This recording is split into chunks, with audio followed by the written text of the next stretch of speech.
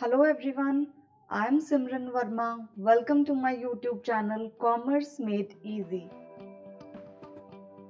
So, today we are going to start a new subject corporate accounting or company accounts.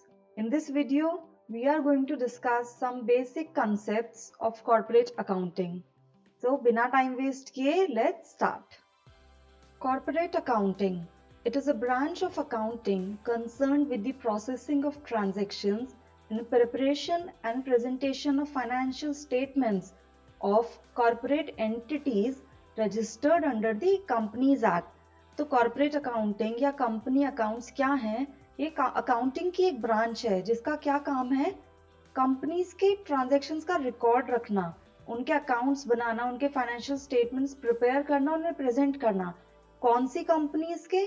जो companies हमारे companies act के under registered हैं, उन वाली corporate entities का पूरा ट्रांजैक्शंस का रिकॉर्ड रखना, उनके फाइनेंशियल स्टेटमेंट्स बनाना, ये हमारी कॉर्पोरेट अकाउंटिंग का काम है। Next is meaning of company. अब कंपनी होती क्या है? A company is an incorporated association which is an artificial person created by law having a separate entity with a perpetual succession and a common seal. तो हमारी company एक incorporated association होती है। ये अभी हम इसके फीचर्स देख लेते हैं क्या क्या होते हैं। Company is an incorporated association. अब हम कंपनी को क्यों बोल रहे हैं incorporated association? Because company is a registered entity, it is registered under the companies act के अंडर इन्हें स्टार्ट किया जाता है, therefore they are called incorporated associations. Next, companies have a separate legal entity. अब जो कंपनीज की अपनी identity होती है वो सेपरेट होती है। सेपरेट किससे? कंपनीज सेपरेट होती हैं अपने owners, share holders, promoters, directors, उन सबसे सेपरेट आइडेंटिटी, एक सेपरेट एंटिटी होती है कंपनी की। It can do any work in its own name. Company अपना कुछ भी काम अपने नाम से करती है, ना कि अपने ओनर्स या डायरेक्टर्स के नाम से।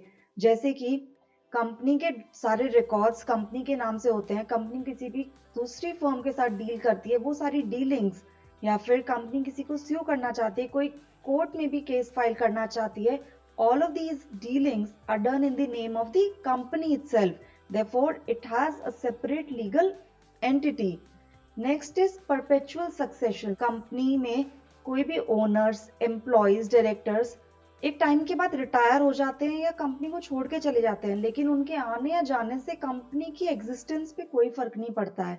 इसका मतलब कोई आए जाए रहे, कंपनी चलती रहेगी, उसकी आइडेंटिटी स्टेबल रहेगी। Therefore it has a perpetual succession. Common seal.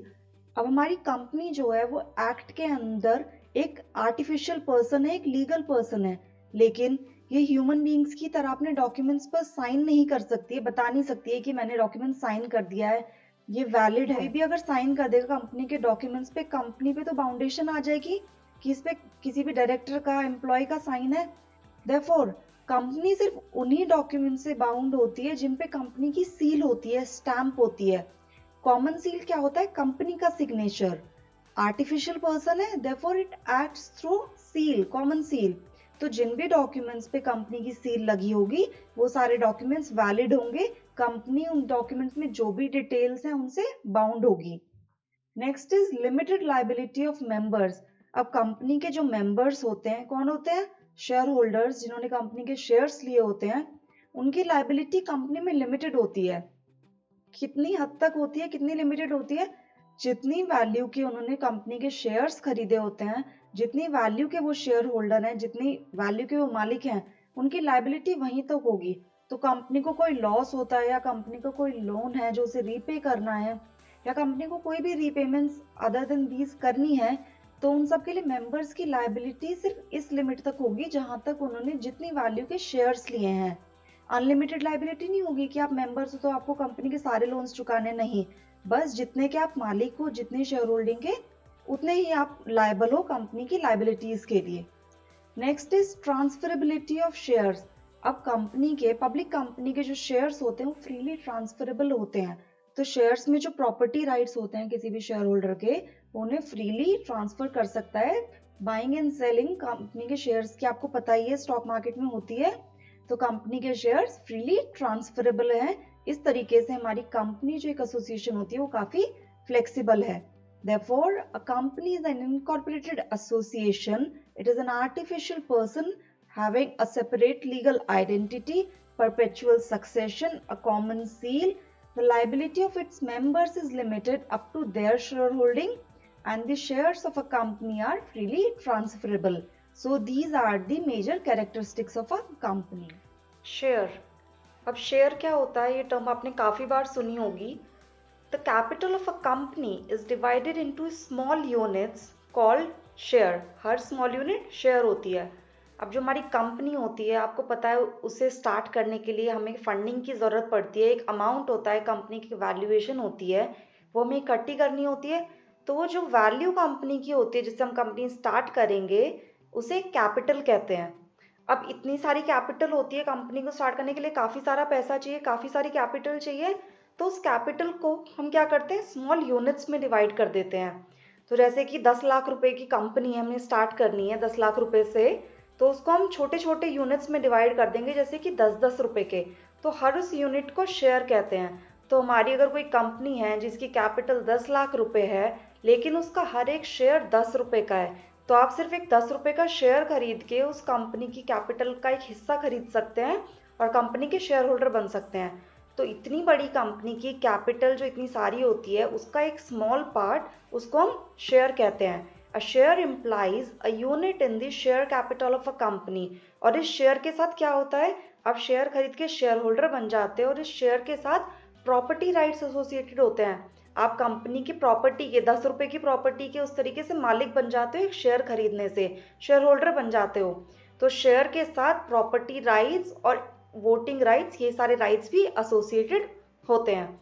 हम देख लेते हैं शेयर्स कितने टाइप्स के होते हैं. दो मेजर टाइप्स ऑफ शेयर्स होते हैं हमारे, equity shares and preference shares. अब हम इनमें डिफरेंस देख लेते हैं. फर्स्टली प्रेफरेंस शेयर्स क्या होते हैं.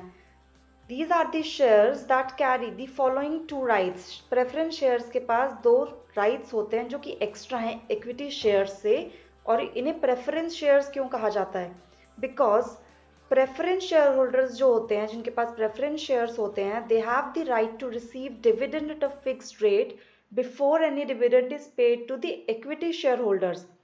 तो तब कंपनी की डिविडेंड पेमेंट का टाइम आता है, कंपनी पार्टली पेमेंट्स करती है ना अपने शेयर होल्डर्स को डिविडेंड की. तो वो जब पेमेंट करने का टाइम आता है, तो इक्विटी शेयर होल्डर्स से पहले डिविडेंड प्रेफरेंस शेयर होल्डर्स को दिया जाता है.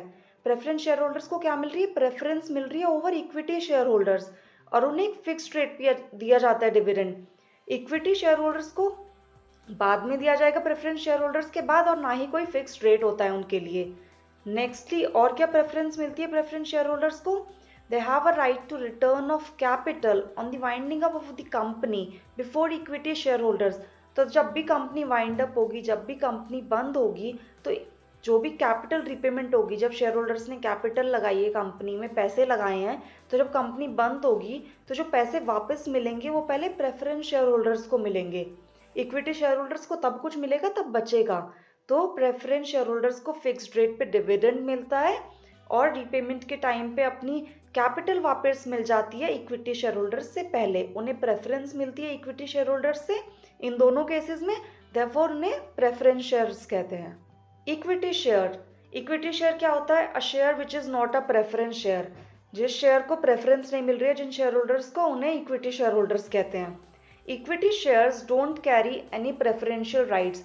उनके ना तो डिविडेंड पेमेंट के टाइम पे प्रेफरेंशियल राइट्स होते हैं, ना ही कैपिटल रीपेमेंट के टाइम पे. उन्हें दोनों ही बार प्रेफरेंस शेयर होल्डर्स के बाद पैसा मिलेगा.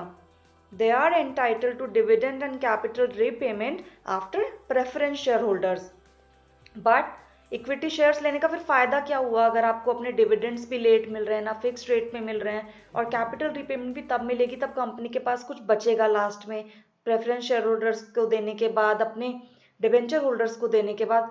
तो फिर हम क्यों खरीदते हैं इक्विटी शेयर्स, बिकॉज जो इक्विटी शेयर होल्डर्स होते हैं उनके पास कंट्रोल होता है. किस चीज़ का कंट्रोल, कंपनी का जो भी बिजनेस है, कंपनी का जो भी अफेयर्स हैं, जो भी मैटर्स हैं, उन सब में डिसीजन लेना, कंट्रोल करना उन सारे मैटर्स को, ये राइट हमारे इक्विटी शेयर होल्डर्स के पास होता है. They are entitled to vote on company matters. तो कंपनी में जब भी कोई डिसीजन लिया जाता है, जब भी किसी मैटर पे, तो वोटिंग होती है। तो उस वोटिंग में प्रेफरेंस शेयर होल्डर्स के पास कोई राइट नहीं होता है, बिकॉज अरे तुम्हें पहले पैसा मिल रहा है डिविडेंड का भी और उस सब का भी फिक्स्ड रेट पे, कैपिटल रीपेमेंट भी मिल रही है, ये सारे राइट्स नहीं मिलेंगे। ये इक्विटी शेयर होल्डर्स को मिलेंगे जो कि रिस्क ले रहे हैं, ना ही फिक्स्ड रेट पे उन्हें रीपेमेंट मिल रही है ना पहले मिल रही है। Therefore equity share holders have voting rights and they control the affairs of the company. Share capital क्या होती है? इसे ओनर्स कैपिटल भी कहते हैं। It is the amount invested in an enterprise bye it's owners. तो कंपनी के owners, company के मालिक जो कंपनी को स्टार्ट करने के लिए फंडिंग देते हैं, जो पैसा लगाते हैं, उसे कैपिटल कहते हैं। इसे शेयर कैपिटल या ओनर्स कैपिटल भी कहा जाता है। अब शेयर कैपिटल जो है वो कई तरह की होती है। There are various kinds of share capital. कौन कौन सी होती है? Authorised share capital, issued share capital, subscribed share capital, called up capital, paid up share capital, uncalled share capital and reserve capital. अब हम इन सबको डिटेल में देख लेते हैं। फर्स्टली ऑथराइज्ड शेयर कैपिटल क्या होती है? इसे ऑथराइज्ड क्यों कहते हैं? किसने इसे ऑथराइजेशन दी है?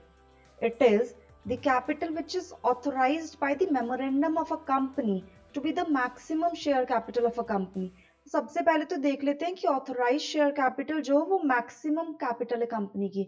जितनी मैक्सिमम कंपनी कैपिटल रेज कर सकती है, ज्यादा से ज्यादा कैपिटल जो हो सकती है कंपनी की, उसे ऑथराइज्ड कहते हैं। और इसे ऑथराइजेशन कहाँ से मिलता है? Memorandum of a company, memorandum of association. क्या होता है ये? एमओए भी इसे बोलते हैं।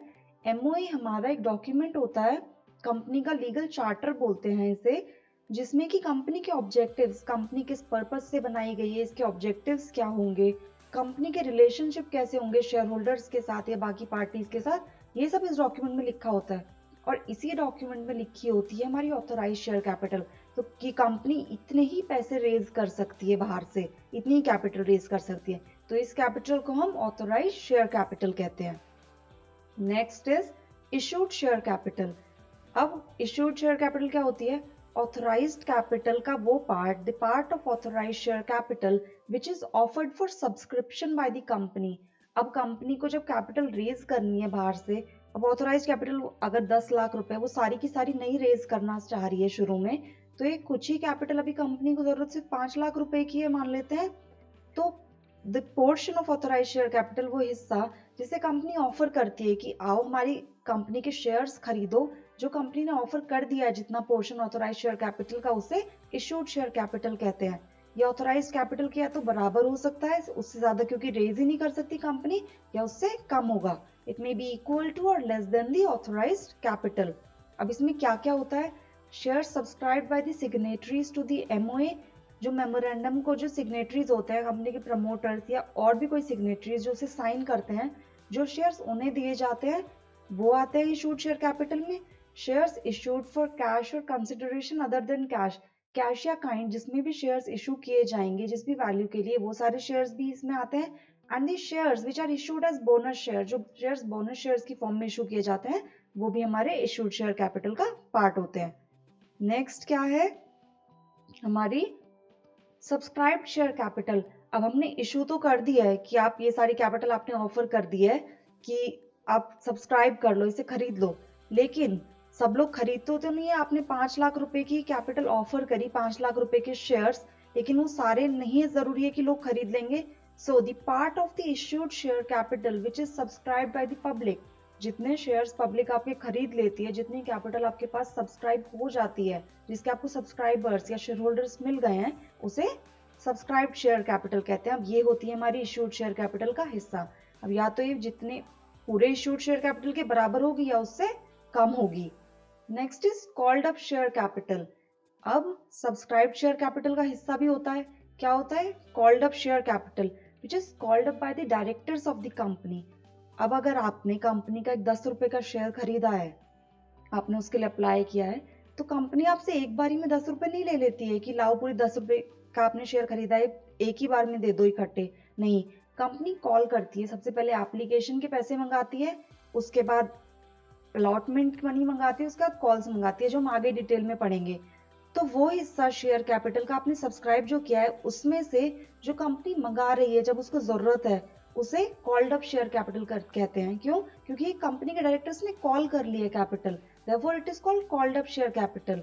So it is the part of the nominal value of the shares which shareholders may be required to pay depending on the needs of the business. तो business में जितने पैसे की जरूरत होगी उसके अकॉर्डिंग डायरेक्टर्स कैपिटल कॉल कर लेंगे। Next is paid up share capital. अब कॉल्ड अप शेयर कैपिटल के बाद आती है पेड अप। अब डायरेक्टर्स ने मंगा तो लिए पैसे सबसे, लेकिन जरूरी नहीं है कि सब उसे पे कर देंगे सारे शेयर होल्डर जिन्होंने शेयर खरीदे हैं। तो कॉल्ड अप कैपिटल में से जितने कैपिटल डायरेक्टर्स को मिल जाती है, जितने पैसे मिल जाते हैं, जितने शेयर होल्डर्स पे कर देते हैं, उसे पेड अप शेयर कैपिटल कहते हैं। So it is the part of the called up share capital which has been actually paid by the shareholders. Next is uncalled share capital. अब subscribed share capital के दो parts होते हैं। First is called up share capital, next is uncalled share capital. Called up मैंने अभी आपको बताया, जो डायरेक्टर्स ने पैसे मंगा लिए हैं, कॉल कर लिए हैं, उस हिस्से को कॉल्ड अप कैपिटल कहते हैं। और अनकॉल्ड सब्सक्राइब्ड शेयर कैपिटल में से जो हिस्सा अभी तक नहीं मंगाया गया, शेयर होल्डर से नहीं कहा है कि अभी आपको ये पे करना है, उसे अनकॉल्ड शेयर कैपिटल कहते हैं। Next is reserve capital. अब जो पोर्शन अनकॉल्ड कैपिटल जो है उसका जो पार्ट कंपनी नहीं मंगाएगी, कब तक नहीं मंगाएगी? In the event and for the purpose of the company being wound up. जब तक कंपनी के बंद होने की सिचुएशन नहीं आ जाती है, जब तक वो इवेंट नहीं आ जाता है, तो कंपनी इस वाले पोर्शन को, इस रिजर्व कैपिटल को तब तक शेयर होल्डर्स को नहीं देना है। तो एक पोर्शन होता है कैपिटल का जिसे कंपनी ऑलरेडी फिक्स कर लेती है, रिजर्व में रख देती है कि जब तक कंपनी में कोई प्रॉब्लम नहीं आ जाएगी, कोई ऐसा इशू नहीं आ जाएगा, कंपनी मुसीबत में आ जाती है, बंद करने की नौबत आ जाती है, तब तक ये सिचुएशन नहीं आएगी हम ये वाला पैसे नहीं मंगाएंगे। तो ये रिजर्व कैपिटल होती है। So these are the various kinds of share capital. That's all for this video. अब हमारी जो कॉर्पोरेट अकाउंटिंग की नेक्स्ट वीडियो होगी उसमें हम डिस्कस करेंगे procedure of issue of shares and accounting treatment of the transactions that are involved in the issue of shares. I hope you find this video helpful. If you like it, give it a thumbs up, share it. And अगर अभी तक आपने मेरा channel subscribe नहीं किया है तो please कर लीजिए, because I'll be uploading more such videos on my channel. Thanks for watching. Have a good day. See you in the next video.